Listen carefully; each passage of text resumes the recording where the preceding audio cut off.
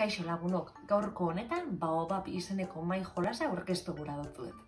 Baobab jolasa 6 urtetik aurrerako 2 eta 4 jokalarin artean jolasteko jolasa da. Jolasian hasi aurretik, lata zabaldu, eduki dana atera eta jolaserako prestatuko gara.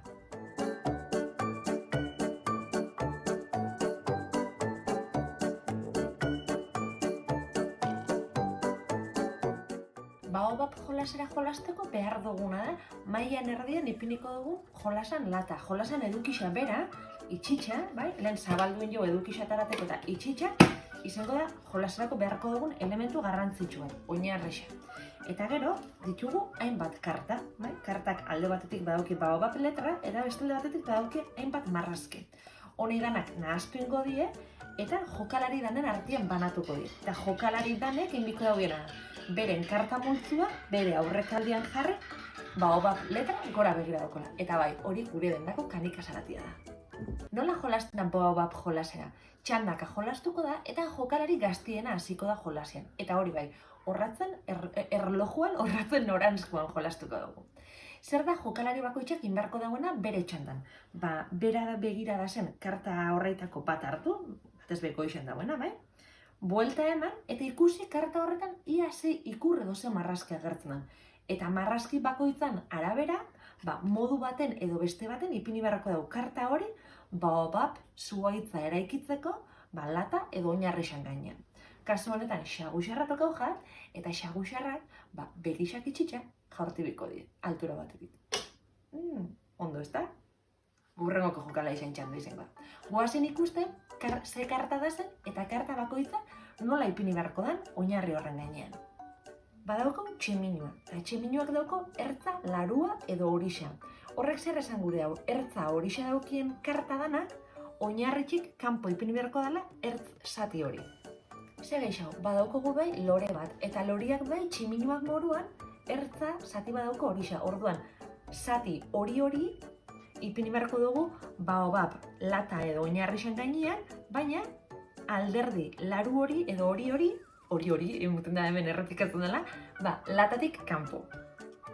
Beste bat, beste karta honetan agertzako tukana. Eta tukanak normalean zuhaitzetara egaraz iristen die. Orduan, kasu honetan bebai, inbarko duguna da distantzia batetik jaurti eta berrondo lortzen dute Baobab gainean ipintzea. Ondo! Jolasian jarraituko dugu eta ikusiko duzu gure Baobab zuhaitzak zelako itxura hartzen dagoen.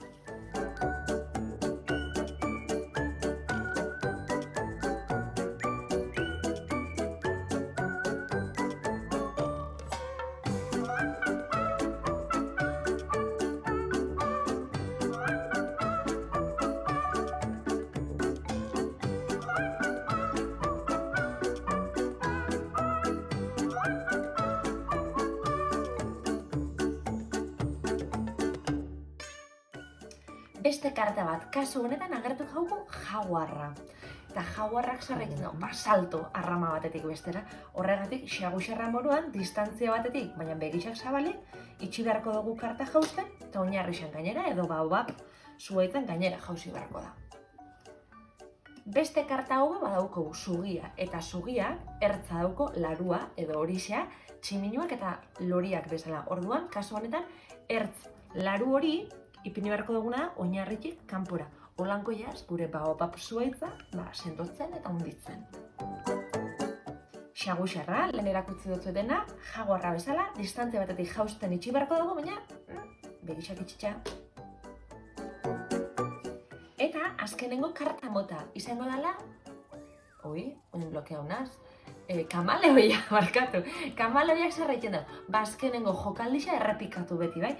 Kamaloia agertu aurreko jokaldixa pentsa bizen baldin badala tximinua, tximinua legia aplika hobiko jako, eta ertz argi hau, oinarritxik kanpora itxi beharko da. Baina kamaloian karta agertu aurretik agertu baldin bada jaguarra, kamaloian karta ere itxi beharko dugu jausten jaguarra bezala. Beste karta mota bat izango da erlien karta. Eta erlien karta ipini ahalko dugu guk nahi dugun moduan, baina hori bai, ezingo da bikutu azpixan dauen animalik kartarik. Beraz, tentuz ipini beharko da, lora karta baten gainean edo arrama karta baten gainean. Eta zer gertatzen da Baobaben karta bat ipintzera joan eta ipintzen nabilen momentuan, jausten baldin badie batzuk, jausten dien denak, ipintzen dabilen eskuan dako izango dela, bai? Eta barriro, bere karten multzuen azpixen gorde beharko dugu. Jolasean jarraituko dugu jokalariren bat karta barik geratu arte. Orduantxe bukatuko da Baobab jolasa, eta jokalari hori, hau da karta gabe geratu den lehenengoko jokalari hori, izango da irabazlea. Hauxe da Baobab jolasa, abilezia joku interesgarri bat, eta motorrizidade pausa da isente eskatzen dagoena ikusten duzu, dardarizo asko ez da komeni. Gaurko bideo hau gustuko eduki baldin baduzue, sakatu atsegin dut botoiari. Eta aurrera etorriko dien mai jolasen azalpen bideoen berri eduki gura baldin baduzue, harpidetu gure YouTubeko kanalera edo segiadi gure sare sozialei.